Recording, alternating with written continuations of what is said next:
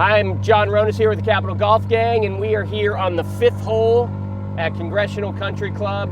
I am joined by the Director of Golf Courses and Grounds. Golf Courses and Grounds.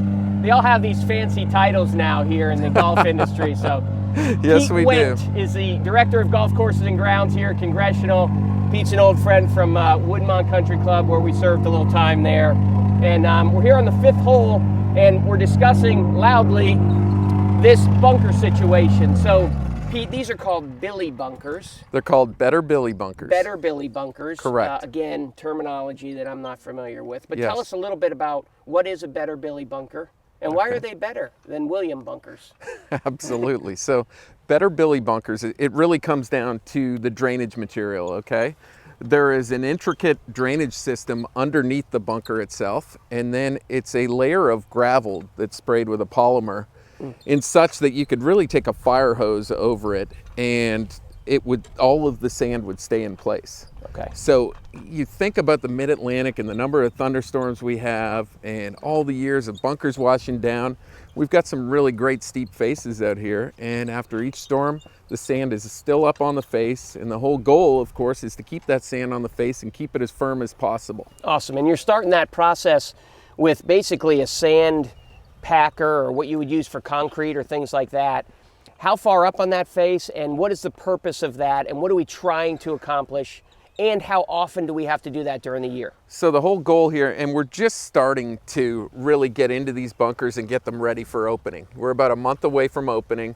We're starting to get in, we're working on sand depths, and we're working on, as you can see the guys rolling, we're working on really rolling the faces. We're gonna maintain these as, what they call the Australian method, which is rake the bottoms and really try and stay off of the faces, get the faces crispy so the ball hits the face, rolls down to the bottom of the bunker as opposed to plugging in the face. Great. And so we wouldn't expect, we see these deep bunkers and you hear the membership saying, oh, it's going to be so difficult. Sure. Because we're going to get all these plug shots. But in Sure. essence, there's never going to be a plug in the face of the bunker. Well, look, realistically. I mean, you're with going a good to have, superintendent. if we had a decent one, yes. But you're going to have some balls plug here and there, of course. Yeah. But the other thing about it is the whole goal, like you said, is balls rolling down the face, and the fact that we know so much more about sand technology these days. I mean, you think about the sand that was in these bunkers, it was almost like marbles. You'd walk in, you feel like you're sinking up to your ankles in it. This is a very tight packed sand. It's very angular. So when you think about angular sand, it packs together better. Okay. In turn, you have a better lie in the bunker.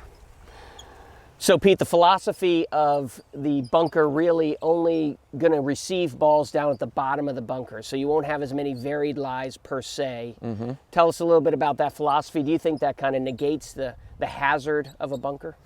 I really don't. I think what it gets away from is unfair lies, right? Okay. And so you see a lot of courses in the DC area over the years, they went to a grass face bunker because of thunderstorms, because of sand washing down. They went to a grass face bunker, and in turn, what happened is, of course, the ball's down in the low, in the bottom. Yeah. It's still a very similar shot to what you had. Yeah. And we have a lot of movement in these bunkers, so you're going to see varied lies throughout the bunker, even as it rolls down the face. I think the equivalent is sometimes when we're talking about a ball that's on a severe downslope or a severe upslope. On the natural terrain, we'd never get that because it wouldn't stop there. That's right. Where we don't really want that to happen in a bunker as well. And the facing of these bunkers is enough of the penalty to make someone think twice about just bailing out, let's say a U.S. Open or a major championship that we're going to host here, of just bailing out into the bunker. There's still going to be a face at them, and there's still going to be rough around that face. So, That's right. Hopefully philosophically. And then we will rake these by hand every single day. And how much basically are we looking for fluff in these greens based on the sand that you put in there and how we rake them? How much are we looking for fluff? Yeah. We're just looking for, that rake marks? 1/3 of an inch fluff from the rake marks. Okay. Yeah. All right. Yeah, we're looking for them to play fairly firm. We're not looking sugar sand.